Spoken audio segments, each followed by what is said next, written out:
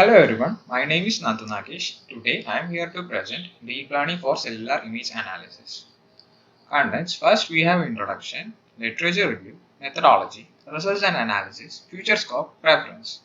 Introduction: cellular image analysis using deep learning. It is a collection of algorithms with an impressive ability to decipher the content of images. It is due to the recent advances in computer vision and machine learning. These deep learning algorithms are being applied to biological images and are transforming the analysis and interpretation of imaging data. These advances are positioned to render difficult analysis routines and to enable researchers to carry out new and previously impossible experiments. Here we review the intersection between deep learning and cellular image analysis and provide an overview of both mathematical mechanics and programming frameworks of deep learning that are needed for life scientists. Next, what is deep learning? Deep, hidden layers of processing. Learning, algorithms learn from data by modeling features and updating probability weights. Deep learning is an actually a domain of AI that mimics the working of the human brain, in which we process data for using detecting objects, recognizing speech, and making decisions. It is able to learn without human supervision, drawing from data that is both unstructured and unlabeled. So, how do deep learning algorithms learn? Deep learning algorithms use something called a neural network to find association between a set of inputs and outputs. The basic structure is seen in the slide. A neural network is composed of input layer, hidden layer, and output layers, all of which are composed of nodes. Input layer takes in a numerical representation of data. Output layers output predictions, while hidden layers are correlated with most of the computation. Cellular image analysis using computer vision. Computer vision is an application area of artificial intelligence. It is defined as a science and engineering of making machines intelligent. Computer vision scientists are preoccupied with making machines that can see. Here, C means capable of extracting information from an image in order to solve a particular task or interpret the scene in a limited or broad sense. It refers to the theory and implementation of artificial systems that extract information from images to understand their content. The function of a computer vision program as an autonomous image interpreter has significant implications for the structure and the operation of the software. In image processing programs, it is run through a fixed sequence of algorithms independent of the input image. Computer vision programs progressively adjust the strategy of visual information processing to the properties of the images and to the knowledge acquired in previous processing steps. The goal of a computer vision program is to learn iteratively, not linearly, about the image content. The complexity of the learning algorithm required will of course depend upon the complexity of the analysis task or the variability between scenes. The go output of the computer vision program is an abstract representation, a model. It can be a particular aspect of the image or of the entire image content. Although computers are widely used by cell biologists for visualization and measurement, interpretation of image content, it is mostly left to human intuition. Now let's see the pros and cons. Pros. It is processed in a simpler and faster way. Reliability. Computers and cameras don't have the human factor of tiredness, which is eliminated in them. The efficiency is usually the same. It doesn't depend upon external factors such as illness or sentimental status. Reduction of cost. Time and error rate are reduced in the process of computer imaging. It reduces the cost of hire and train special staff to do the activities that computers will do as hundreds of workers. Let's see the cons. Spoiling. Eliminating the human factor may be good in some cases, but if the machine or device fails, it doesn't announce or anticipate that problem.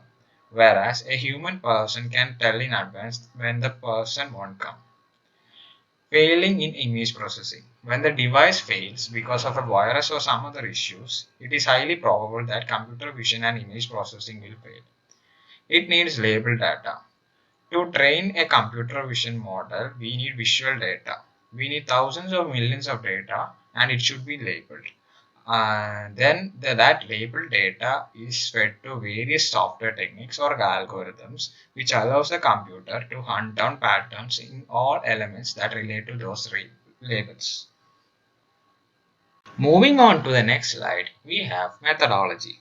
The practical mechanism of deep learning. In deep learning, an algorithm learns effective representations for a given task entirely from data. There are three essential components to the successful application of deep learning to biological image analysis. First one, construction of a pertinent and annotated training dataset. Second one, effective training of deep learning models on that dataset. Third one, deployment of training models on new data. Training data are critical to the successful applications of deep learning. And assembling high quality data often takes as much as time as programming the deep learning solution. Robust solutions require datasets that capture the diversity of images. As much as possible, annotations for these datasets need to be error free because errors can be learned by the model. While training data may be limited, computational approaches can extract the most utility out of the existing data. Image normalization reduces variations from distinct acquisition conditions. Data augmentation operations such as rotation, flipping, zooming can also increase the image diversity in a limited dataset. These operations are generally standard practices regardless of the dataset size. One of the another approach is transfer learning. Transfer learning is used for creating robust models with limited data. In transfer learning, a deep learning model is trained on a large dataset to learn general image features. Then it is fine-tuned on a smaller dataset to learn to perform a specific task. While these approaches enable well-performing networks to emerge from limited datasets, considerable performance boosts arise from large annotated datasets. Training data have also been produced manually by experts using annotation tools such as PG, ImageJ48, Cell Profiler 52, and the Allen Cell Structure Segmenter 55. Crowdsourcer is also another cost-effective source for large datasets. It is extensively used in the fields such as automated driving. It is also adapted for biological images. Quanti US56 tool features a graphical user interface for biological image annotation. It is used on Amazon Mechanical Turk, as does Amazon Ground Truth tool, which uses active learning to reduce data labeling cost. Gamification has also yielded some very promising results. Importantly, the community acknowledges that the annotated datasets that power deep learning algorithms should be publicly available as a comprehensive and expensive set of training data specific to biological problems. This would aid the development of deep learning algorithms considerably. Once the training data have been acquired, a deep learning model can be trained to accurately make the predictions for a new data. This task has several unique software and hardware requirements. Currently, Python is the most popular language for deep learning. Some of the frameworks are TensorFlow, Keras, PyTorch, etc. In these in these all softwares, there are many similarities. First, all of them construct a computational graph that outlines all the computations made by a deep learning model as input are transformed into final output. Second, they all automatically perform derivatives, which enables them to carry out optimizations. Third, they provide an easy gateway for specialized hardware such as GPUs and tensor processing units. Because deep learning models often contain millions of parameters, specialized hardware is needed to perform these computations quickly. Fourth, these frameworks all contain implementations of common mathematical objects, optimization algorithms, hyperparameter settings, and performance metrics. This means that users can quickly apply deep learning to their data without having to reproduce these implementations on their own. Now, let's look at some of the mathematics underlying the training of deep learning models. Training a linear image classifier. To illustrate the workflow for training a deep learning model in a supervised manner, here let's consider training a linear classifier to recognize the images of cats and dogs. Each image is an array of size nx, ny, and 1, where nx and ny are the number of pixels in the x and y dimensions respectively. 1 is the number of channels in the image. The classification task is to construct a function that takes vector as input and predicts a label, 0 for cats and 1 for dogs. A linear classifier performs this task by producing class scores that are linear function of each pixel value. Mathematically, it is shown in the slide, where y0 and y1 are the class scores, w is the matrix of the class weight, and x is the image vector. The class with the highest score is a predicted class. The final equation is summation of w0 of jxj divided by summation of w1 jxj. And next is the calculating of loss function. Loss function is used to calculate the model error. The learning task tunes the values of the matrix W, which contains the weights, so that the loss function is minimized. The common loss function used is gross entropy, softmax, and to arrive at this loss function, we transform our class scores y0 and y1 into probabilities by defining this equation, which is shown in the slide. That is, pi is equal to e raised to class I score divided by the summation of all classes e raised to class score. And then these probabilities reflect the model certainty that an image belongs to class I. The loss is then evaluated, that which is shown on the slide, that is equal to negative of summation of images log p correct plus lambda of summation of ij weight square of ij. In this equation, p correct is the probability assigned to the correct class for that image. This equation has two terms. The first can be thought of as a negative log likelihood of choosing the correct class. The second term is called L2 regularization. It penalizes the last ways to control against overfitting. Next is the minimization of loss function. To minimize the loss function, most optimization algorithms used in deep learning are a variation of stochastic gradient descent. First, the weights are randomly initialized to some small value. The choice of initialization can affect the training of deep models considerably. Step 2. We select a small batch of images called mini batch. In the mini batch, identify the direction in which to change the weights so that the loss function will be reduced the most when evaluated on that mini batch. The equation is given in the slide. Weights ij gives weights ij minus lr of derivative of loss divided by derivative of weights ij. Here lr is the learning rate. This is actually the update rule. Step 3. Find gradient.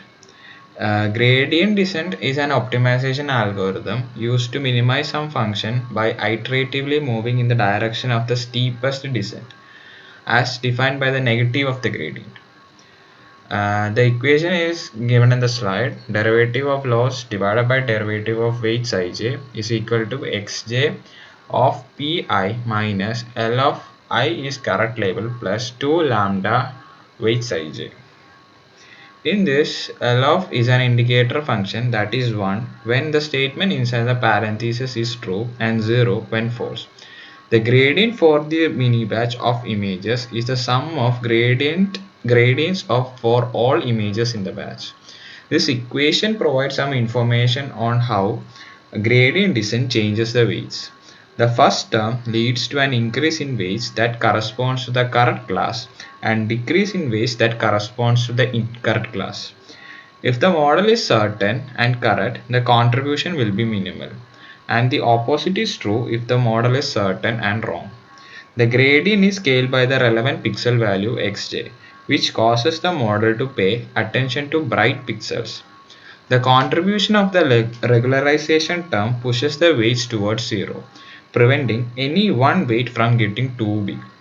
Once the weights are updated, the user then selects another batch of images and repeats the same process until the loss is sufficiently minimized.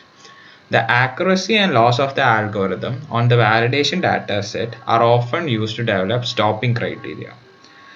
Training is often stopped when the validation loss ceases to improve or when the training and validation error curve starts to diverge, signifying overfitting. Now let's look at some common mathematical components of deep learning models. First one, convolutions. Convolution extracts local features in images and weights of each filter. It can be tuned to extract and best feature for a given dataset and task. Transfer functions. Functions make possible the learning of nonlinear relationship. Pooling. Pooling operations like max pooling downsample to produce spatially coarse features map. Dilations. Dilations allow convolution and pooling kernels to increase their spatial extent. Separable convolutions. Separable convolutions performs the convolution operations on each channel separately, which reduces the computing power while preserving accuracy. Residual networks. It can learn the identity mapping plus a small residual and enable the construction of very deep network. Dense network. It allows each layer to see every prior layer, which improves error propagation and encourages both feature reuse and parameter efficiency. Multi-resolution networks. It allows the classification layers to see both fine and coarse feature maps. Feature pyramids. Through feature pyramids, object detection models detect objects at distinct length scales. Model capacity. The plot of the training error during training reveals the relationship among overfitting, underfitting, and model capacity. The trade-off among these attributes determines which network architecture are suitable for given task. Underfitting refers to models with insufficient representational power, and overfitting refers to models that have learned features specific to training data and hence generalize poorly to new and unseen data. Increased model capacity reduces underfitting but can increase the risk of overfitting. Batch normalization. It can both regularize networks and reduce the time needed for training. It was initially created to mitigate covariate shift but was recently found to smooth the landscape of the loss function. Dropout. Dropout randomly turns off filters during training, which regularize the network by forcing you to not overly rely on any one features to make predictions. Batch normalization and dropout are typically not used together in the same model. L2 regularization. It penalizes large weights and reduces overfitting. Moving on to the next slide, we have some troubleshooting methods. First one is training performance. Very performance during training defined as a classification error. It can be actually traced to an issue with data or training parameters. Next is class imbalance. Training datasets for classification tasks often have different number of examples for each label. This can lead to poorly performing models. Third one is assessing performance. Following performance metric during and after training it is an important part of creating deep learning model. For performance assessment, the training data are often split into two, one for training and one for validation. Hyperparameter performance. Hyperparameter is a parameter that is set before training begins. It can be L2 localization strength, learning rate, initializing setting for parameters, etc. Next is dimension mismatch. Mismatch between the dimensions of adjacent layers are common errors that often rise. One solution is to map out the dimension of each layer to identify and correct dimension mismatches. Next, let's look at some of the biological applications of deep learning. First one is image classification. It is a task of assigning meaningful label to an image. It demonstrates the technical advantages of deep learning for biological discovery. Image classifiers have also been used to identify changes in cell state. Recently, it is combined with microfluidics to produce a platform for intelligent image-activated cell sorting. Uh, in the figure, you can see in the figure A, we can see that a deep learning based image classifier. This one accurately identifies the spatial patterns of proteins expression in fluorescence images. We can clearly see that it clearly classifies nuclear, cytoplasmic, and mitochondrial. In the figure B, it is a deep learning based image classifier that can interpret changes in self morphology in imaging based on high throughput screening. These models are trained on classification tasks and it is used to extract feature vectors from images, which is then used to cluster to identify novel cell phenotypes. Next is the image segmentation. Image segmentation is the task of partitioning an image into several parts to identify meaningful objects or features. There are two important segmentation in deep learning: instance segmentation and semantic segmentation. Instance segmentation identifies every instance of an object, such as cell nuclei. Semantic image segmentation is a task of classifying each pixel in an image from a predefined set of classes. In this figure, figure A shows instance segmentation. In figure C, it is an application of deep learning based image segmentation to spatial proteomics of breast cancer. Next is object tracking. It is a task of following objects through series of time-lapse images. Single cell analysis requires that the cells be identified in every frame. These detections be linked together over time. It consists of two tasks. First is object detection, then object linkage. One of the packages used in object detection is Deep LabCut. You can already see in the slide. Next one is augmented microscopy. It is an extraction of latent information from biological images. Identification of the location of cellular nuclei in bright field images is one of its applications. It uses spatially synchronized transmitted light images with images from other modalities. It consists of biophysical feature space, image fusion, neural network hidden layers, decision making, then AUC based global training.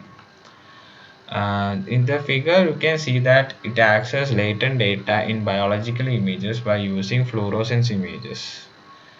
This yields prediction of fluorescence images and can be used to improve image quality. This learning model infers which neurons are alive or dead directly from bright field images. Next, we have results and analysis. Deep learning is all about learning or credit assignment. It's all about learning from the data we give to it. It expands the range of problems that computer vision can solve. Deep learning has a potential to revolutionize understanding of the inner workings of living system. It maximizes the performance on annotated dataset and also in unlabeled data.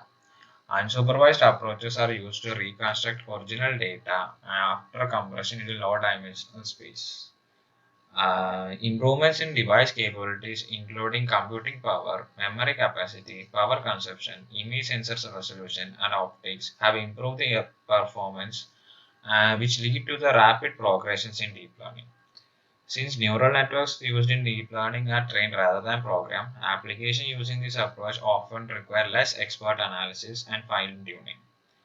And DL has also superior flexibility because CNN models and frameworks can be retrained using custom dataset for any use case. Also, deep learning has yet to be widely adopted throughout the life and medical sciences. Next, we have future scope. In cell segmentation, it should work in 2D and 3D tissues for multiple subcellular structures. Augmented microscopy may be extended to predict 3D images from 2D data. Object tracking could be adapted to automate cell tracking and lineage construction.